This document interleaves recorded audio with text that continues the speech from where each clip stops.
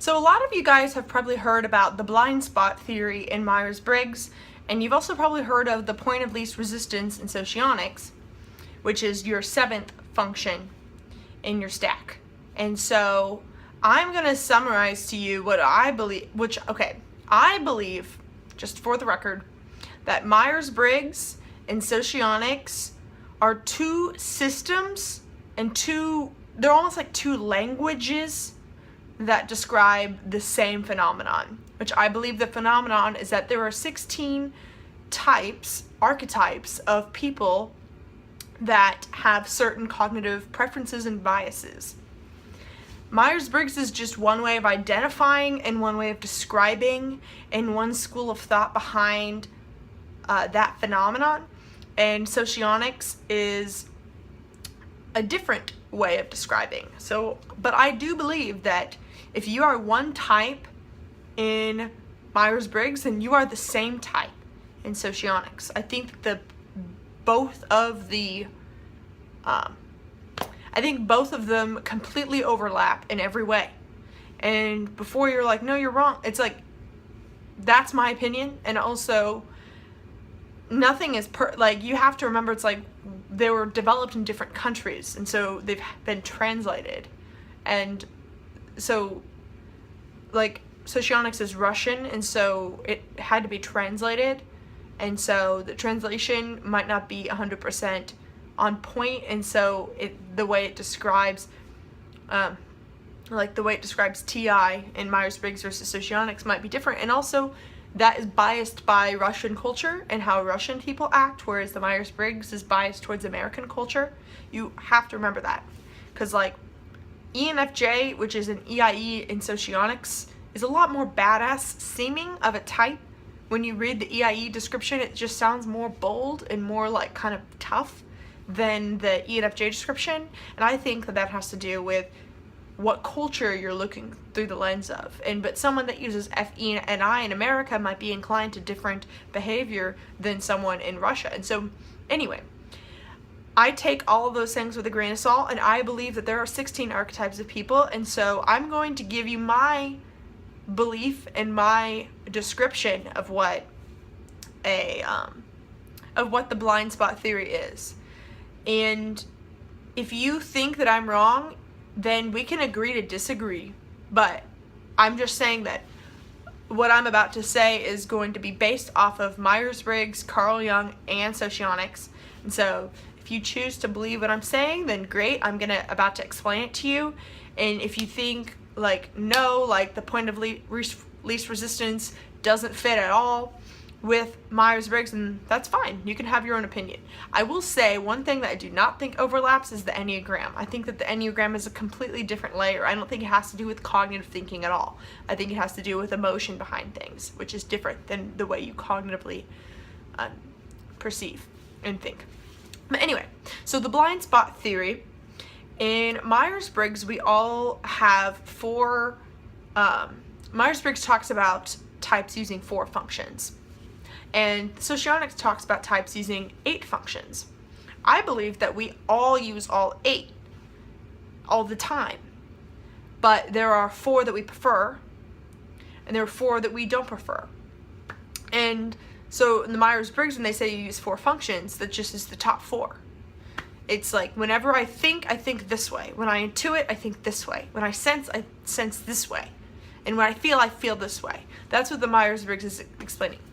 But there are also times, which socionics I think goes deeper into, whenever you are in a situation where you're almost forced to use a function that doesn't fit with your natural cognition as much. And that's where in socionics you would go to the 6th, 7th, you would go to the 5th, 6th, 7th, and 8th in your stack. And so I'm just going to use ENFJ as an example. ENFJ in Myers-Briggs uses FE, NI, SE, and TI. And in socionics, there is the Model A, and then there's the Model G. I'm not going to go completely into that. You guys can Google that if you want. But socionics, in order of preference, not in the order that it is on the website, but in order of strength and preference, it goes FE, NI, S-E-T-I, and then F-I-N-E, S-I, and T-E. And you notice that that is the same stack as the INFP. And so what I believe is that beneath every ENFJ is this sort of subconscious INFP creature that we don't always attend to. And that is called your shadow self.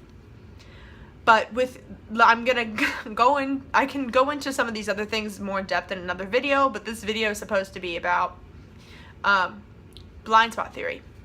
So a lot of people might think that their 8th function is their weakest link, but really the 8th function is your least preference. So the 8th function is the direct opposite to your 1st function. So extroverted feeling or extroverted thinking, those are direct opposites, and so they don't go well together. And so since I'm someone that prefers extroverted feeling so much, I'm going to be focused on how much I dislike extroverted thinking, and I'm going to be aware of extroverted thinking's presence in the world when other people use it, because I use extroverted feeling. And so whenever I see extroverted thinking, I'm like, you are everything that I do not stand for. You're doing everything that I absolutely despise, and you are not the way that I do things. It's like very clear.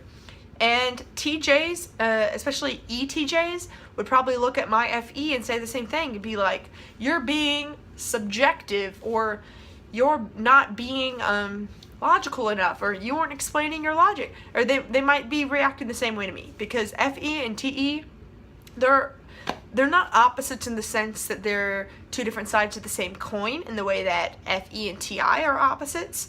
FE and TE are like two different like playing fields. So they're different. And so they butt heads. And so your 8th function you're going to sort of focus on more and might want to correct for, because you're so aware of how bad you are at that. Which is why ENTJs with their 8th function of FE, you often find them being charming in situations where they feel like they have to. And it might seem a little fake, and it might be fake, but they can like turn on FE if they feel like they have to, but they probably won't like it. And I've noticed this about my 8th function, that I'll sort of, whenever I'm annoyed, or whenever I'm annoyed that my point's not getting across, I'll be like, A, blah, blah, blah, and point B, blah, blah, blah, because I'm like frustrated that I have to be like, number 1, you're wrong, and number 2, like I sort of will exaggerate these sort of like, step number 1, do this, step number 2, do that, whenever I'm pissed off that someone is not just doing it. I don't like to have to use TE, but if someone pisses me off, I will use TE. And see, that's the difference, is that INFJs, TE is an INFJ's blind spot. And so, okay, let me define blind spot. Sorry, you're already 8 minutes into the video, and I'm going to define blind spot for you. Blind spot would be your 7th function, and this is the function that is very, very weak, but it's like ignored. It's like a blind spot, like it says. And I'm sorry that it took so long before I explained what it was in this video, but at the same time, I feel like it is important to know what the 7th function is in relation to the 8th.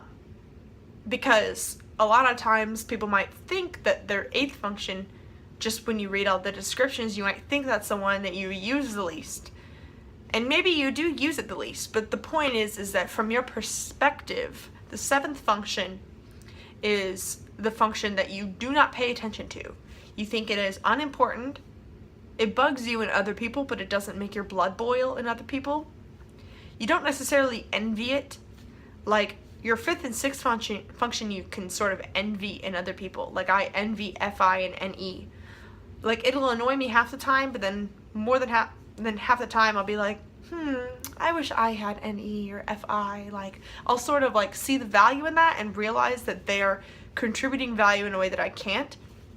SI, it doesn't piss me off when people use it, but I'll just sort of be like, that's unnecessary, and then like move on. And with everyone's 7th function, that is what they sort of do. Okay, actually, so not everyone will react like, that's unnecessary and move on, because I'm an ENFJ, that's how I react. For example, ENFPs, their blind spot is introverted thinking. And a lot of ENFPs that I know just feel like they're stupid when they're actually fucking intelligent. They just don't know how to express their internal thoughts, and they aren't able to make it all click together in a logical argument. And so if someone will point out a flaw in what they said or point out something that didn't make sense, then they'll just be flabbergasted because they won't really know how to explain their introverted thinking. But they also hate when other people are judgmental. And so when other people are judgmental for no reason, ENFPs will be like, who are you to judge? You know, that's dumb. You know, and when, yeah, TI users can be really judgmental, but sometimes TI is like, well, I prefer this sort of behavior to this sort of behavior because this is the sort of person that I am, and I know that these are the sort of people that I get along with best, which is fine to have a preference like that. But ENFPs will think that that is kind of harsh to judge someone for their interest or to make a snap judgment about someone. And so that's how the introverted thinking blind spot manifests in an ENFP. And so they might necessarily be like, that's unnecessary, but they might react like, why do people do that? Or like, how come I can't do this? And so with everyone's blind spot, you almost completely gloss it over. And when other people use it, you're sort of like befuddled, like, what are they doing? Like, I can't comprehend. And your blind spot will also be something that other people might point out to you as a flaw in you, but you don't necessarily see as an issue.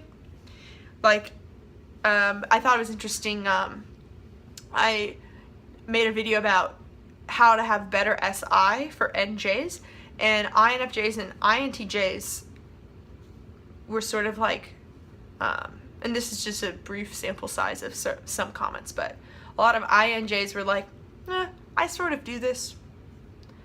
They kind of have a hard time, oh wait, what am I saying? No, INFJs, they like, and INTJs, whenever they think of, whenever they stop at the SI thing, they sort of felt like they already do it, or they've like put more attention to it because it was their 8th function. But like ENJs will either think it's not important at all, or like maybe they've realized that they're so bad at it they focus on it. Sorry, I realized that what I just said didn't make as much sense. I'm gonna try and wrap it up here quickly because I'm gonna go make myself some dinner. But I want to start doing a series. I did do one video about how lack of SI and ENJs can sort of make us not dwell on the past and not be nitpicky and just sort of move forward like with full force. And that could be a good thing because I think a lot of people frame the blind spots as a bad thing. And I want to do a series where I talk about what sort of gift you have by having this blind spot. Because just as all 8 functions can give us, create value in the world and can give us a way of perceiving the world, all 8 can be like a terrible thing to carry, or like a terrible weight to carry on you. Like, for example, my extroverted feeling is great that I feel like I understand how people work and I can communicate well, I guess, but it also can make me care too much about what people think because I'm so focused on what sort of feedback emotionally I'm getting from people. And so there are pros and cons, obviously, to each function, but I think that a lot of things out there frame the blind spot as like, oh no, it's something you're missing, like it's your weak spot. But your weak spot is also your superpower. And so I'm interested in making that series soon, even though I did already start with the SI blind spot. I'm really interested in the TI blind spot because I just know so many really intelligent ENFP and ESFPs that don't really understand their worth and don't quite have the drive to go after that worth because their TI just isn't quite clicking of like what all they have to offer, and they think everything is subjective. And I can go more into it in another video, but just to leave you with something to think about is that really having no TI is like kind of a superpower in itself to be able to be so so accepting of other perspectives that are different from your own, because when you're listening, you aren't listening with a sort of, this is my perception in the background. You're really just soaking in what their perception is. And so I think that's a beautiful thing. And I think every type has this, and I think the blind spot is so interesting because I really do believe that everyone should be trying to maximize their strengths and not focusing so much on the weaknesses. And I also think that every single strength is attached to a weakness. You can't have one without the other, and you're never going to be a perfect person. And so it's all about learning about the way your energy works and figuring out how to navigate it and maximize it. So thanks for watching this video. Let me know if you guys are interested in learning more about blind spots and some of the theories that I've come up with about each type and how to maximize their blind spots and stuff like that. So thank you so much for watching this video, and have a lovely evening.